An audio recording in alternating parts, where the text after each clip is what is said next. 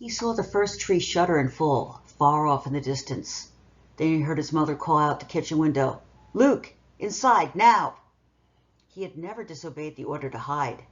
Even as a toddler, barely able to walk in the backyard's tall grass, he had somehow understood the fear in his mother's voice.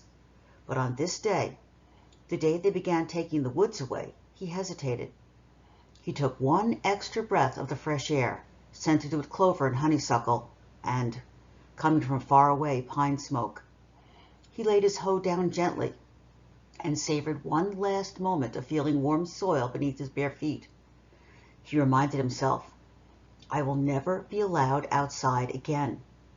Maybe never again as long as I live." He turned and walked into the house as silently as a shadow. "Why?" he asked at the supper table that night. It wasn't a common question in the Garner house. There are plenty of hows. How much rain the backfield get? How'd the planting going? Even, what Matthew do with the 5/16 inch wrench? What's Dad going to do about that busted tire?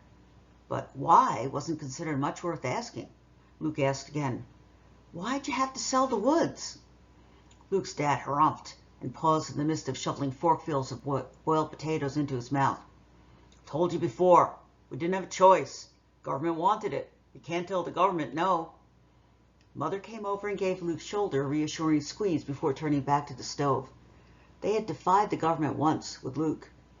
That had taken all the defiance they had in them, maybe more. "We wouldn't have sold the woods if we hadn't had to," she said, ladling out the thick tomatoey soup. "The government didn't ask us if we wanted houses there." She pursed her lips as she slid the bowls of soup onto the table. "But the government's not going to live in the houses," Luke protested. At 12, he knew better, but sometimes still pictured the government as a very big, mean, fat person, 2 or 3 times as tall as an ordinary man, who went around yelling at people, "Not allowed," and "Stop that." It was because of the way his parents and older brothers talked. "Government won't let us plant corn there again. Government's keeping the prices down. Government's not going to like this crop." "Probably some of the people who live in those houses will be government workers," Mother said. "It'll all be city people." If he'd been allowed, Luke would have gone over to the kitchen window and peered out at the woods, trying for the umpteenth time to picture rows and rows of houses where firs and maples and oaks now stood, or had stood. Luke knew from a sneak peek right before supper that half the trees were now toppled. Some already lay on the ground. Some hung at weird angles from their former lofty positions in the sky. Their absence made everything look different, like a fresh haircut exposing a band of untanned skin on the forehead. Even from deep inside the kitchen, Luke could tell the trees were missing because everything was brighter, more open, scarier. "And then when those people move in, I have to stay away from the windows?" Luke asked, though he knew the answer. The question made Dad explode. He slammed his hand down on the table. "Then? You got to stay away now. Everybody and his brother's going to be tramping around back there to see what's going on. They see you?" He waved his fork violently. Luke wasn't sure what the gesture meant, but he knew it wasn't good. No one had ever told him exactly what would happen if anyone saw him. Death?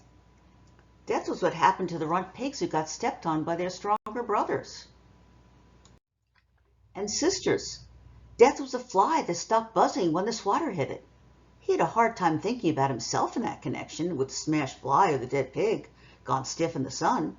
It made his stomach feel funny even trying. "I don't think it's fair we've got to do Luke's chores now," Luke's older brother Mark grumbled. "Can't he go outside some? Maybe at night?"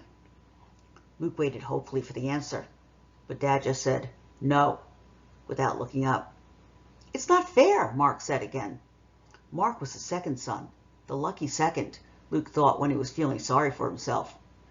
Mark was 2 years older than Luke and barely a year younger than Matthew, the oldest. Matthew and Mark were easily recognizable as brothers, with their dark skin and chiseled faces. Luke was fairer, smaller boned, and softer looking. He often wondered if he'd ever look tougher like them. Somehow he didn't think so. "Luke don't do nothing nohow," Matthew jeered. "We won't miss his work at all." "It's not my fault," Luke protested. "I'd help more if—" Mother laid her hands on his shoulders again. "Hush, all of you," she said. "Luke will do what he can. He always has." The sound of the tires on their gravel driveway came through the open window. "Now, who—" Dad started. Luke knew the rest of the sentence. Who could that be? Why were they bothering him now, his first chance all day to sit down? It was a question Luke always heard the end of from the other side of a door. Today, skittish because of the woods coming down, he'd scrambled up faster than usual, dashing for the door to the back stairs. He knew without watching that Mother would take his plate from the table and hide it in a cupboard, would slide his chair back into the corner so it looked like an unneeded spare. In 3 seconds, she would hide all evidence that Luke existed, just in time to step to the door and offer a weary smile to the fertilizer salesman or the government inspector or whomever else had come to interrupt their supper.